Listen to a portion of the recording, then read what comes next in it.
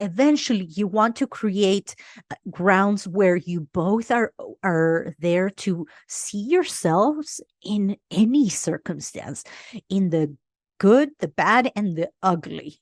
You want to be able to communicate your feelings when you're angry. I am so angry right now because you did this, and I know it's because I'm making it mean that you don't give a crap about me, but I am so angry. It does not take away from what I'm feeling right now. And I know it's what I'm making it mean, but this is really frustrating me. Do you know how beautiful it is to be able to rely on your spouse and have that safe space to do that? Trust me, the more you do this, the more you'll connect to him. And I mean, when we as women are connected to our spouses emotionally, the sex is amazing. So you're welcome. Okay. The next one is communicating a request. This is the hardest because I've been telling you, don't have expectations, drop your expectations, but yet I know we need to make requests, right? We need to ask for things sometimes that need to be done or that are outside of the list of responsibilities that they have. And we want to be able to make requests in a way that is assertive and that gets us what we want, that gets us collaboration, right? So when we are making requests or communicating our expectations, because if you want to share your list of expectations with your spouse and say, here, this is the list of my expectations that I have made up, because they're all made up in my mind.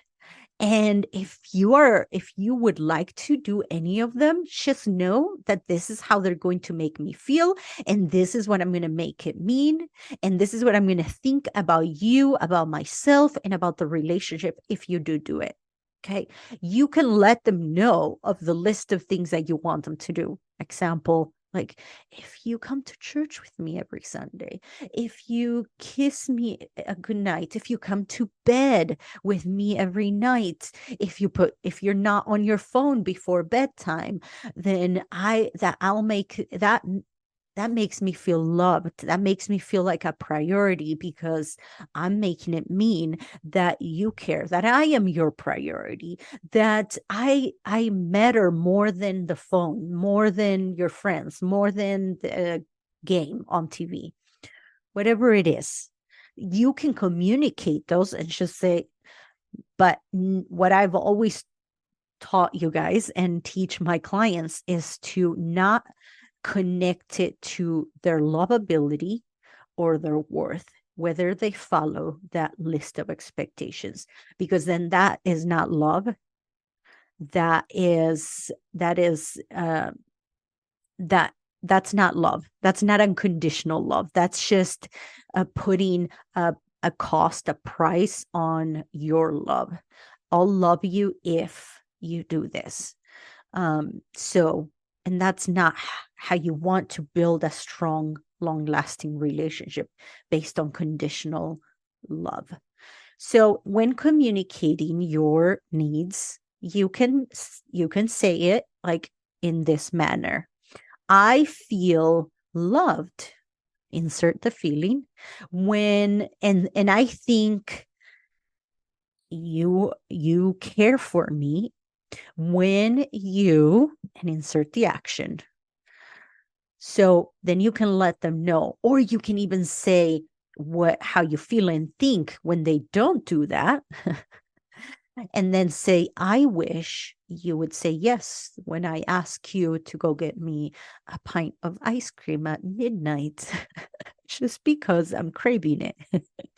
Or I feel loved and taken care of when, and I think that I am your everything, that you'll do anything for me when you go out of your way and get the groceries before I even ask or before I even do it.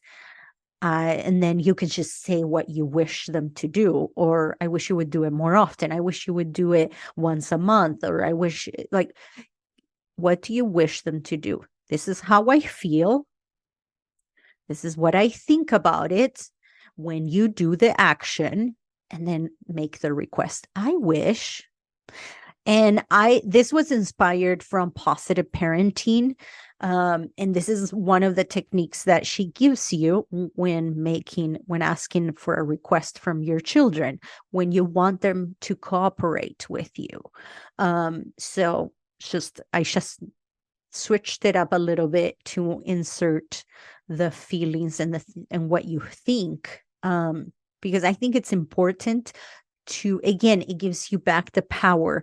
It gives you the responsibility of what you're feeling and what you're making it mean by your thoughts when they do certain actions or when they say certain things. Okay, so remember to leave a space for the other person to say no without placing a condition on your love. When you are asking for a request, I love this because when I started doing this, my husband was freaking out because whenever okay, how many of you have heard this where, oh, you need to say yes, dear. Your husband should say yes to everything. A happy wife is when you say yes to everything. I've seen this in movies, I've seen this in TV shows, everywhere. Yes, dear. Like, and they say it jokingly, but I think it's sad that the man doesn't even have the option to say no. What the heck? Like, so when you leave space for the other person to say no, trust me, it's a game changer. This is why all these tools are going to change and transform the way you communicate with your spouse or with your relationships. Because when I started doing this for 17 years, if my husband said no, I would give him the cold shoulder. I would try to just brush it off and be like, okay, whatever. And then in the back of my mind, it was just starting to simmer and simmer and boil and boil. And in my head, I was telling myself, well, if he loved me, he would say yes. Why didn't he love me? Well, he probably doesn't love me. I'm not his priority. Oh, if it was his mom, he would say yes. Or if it was his friends, he would say yes. Well, then I guess I'm not his priority, or his mom is more important than me, right? It was simmering all these thoughts, all these beliefs to prove why he didn't say yes to me. And I was giving it that no, so many negative limiting beliefs that when it started boiling, things started boiling, I would stop talking to him, and I would give him the cold shoulder until I would just forget. Days later, I would forget or get busy with things, and then just be like, okay, whatever, I'll drop it. It's not important. But in the back of my head, I had an arsenal of all the times he said no, and those were all proofs of why he didn't care about me, why I was not a priority, right? All the no's. I must not be important enough. So are you holding on to an arsenal in your head of all the times people have said no? And are you making it mean something negative about the other person? And are you withholding your love from them because they said no? Because they have the agency to say no to you? Because you can't force them to say yes, are you withholding your love? Are you withholding who you are in front of them because they said no? Notice how you're giving your power because A, you're letting outside circumstances dictate your emotions. B, you're allowing them to dictate how you show up. So you're allowing their no or their not complying to your request mean that you shouldn't be loving, you shouldn't be yourself around them. So notice how you're withholding and withholding love, holding back from being true to yourself because of another person's actions. And that is emotional childhood. That's being in emotional childhood, when we are dependent on other people for our emotional well-being. If you want to be mature emotionally, where you are responsible for your own feelings and actions and your thoughts and beliefs, then you want to take ownership. I feel this way because I am making it mean this about you, about me, about the relationship. And that empowers you to be in control, to whether you want to change the thought to something more positive or not. I had to change all my thoughts about what a no meant.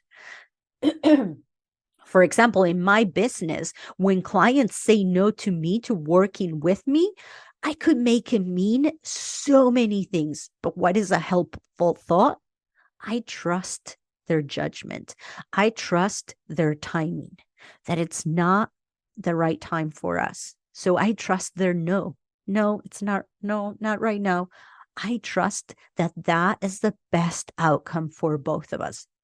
Or I could make it mean something else. Again, it's all based on your thoughts. So I just went on a tangent on that one. But remember, when you make a request, when you make a request or when you share your expectations, leave space for them to say no. When I told my husband the first few times that I started using this tool, he was like, wait, you're not going to get mad? Are you really? What? You're not going to, you're not going to say anything because I said no to you? And I was like, nope. You can, it's okay. I still love you. And I understand that you don't want to go right now. And I understand if you want to say no, it's okay. I'll do it. Or I'll figure it out. It's okay. Or if you are frustrated, you can say that. Again, going back to our last point, communicate your feelings. I get it. I'm frustrated because you said no, but it's because I am making it mean this. And now I'm going to need to process this.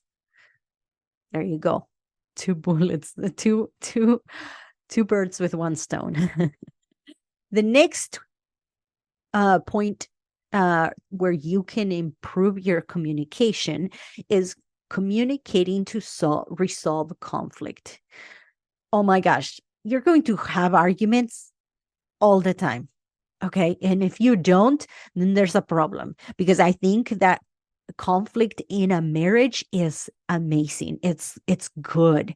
It brings up so many things to talk about. It brings up so many opportunities. And I've done a podcast episode on this, on how to win every argument. So just and so it's just a tool that I use to actually turn your arguments into opportunities to connect, to grow, like for yourself, and grow together. I love arguments, because if you use them properly, they can be amazing ways to connect in all different levels, physical, emotional, mental, everything. Okay. So when conflicts arise, especially if you have little ones or kids in general, conflict will arise because you want to parent kids differently. In some shape or form, you vary in the way you parent. I think that's the biggest issue. That's another thing I saw when I was researching for this podcast, that in your in the problems that come up for couples and reasons why people get divorced is the differences in parenting. So conflict will arise. And the first time I got divorced to my husband, one of the major things was our big difference in parenting. He was like, Just whatever. It's fine. Let them do whatever. Trust them. It'll be fine. And I was super strict. And it was everything had to be by the book. Everything had to be done exactly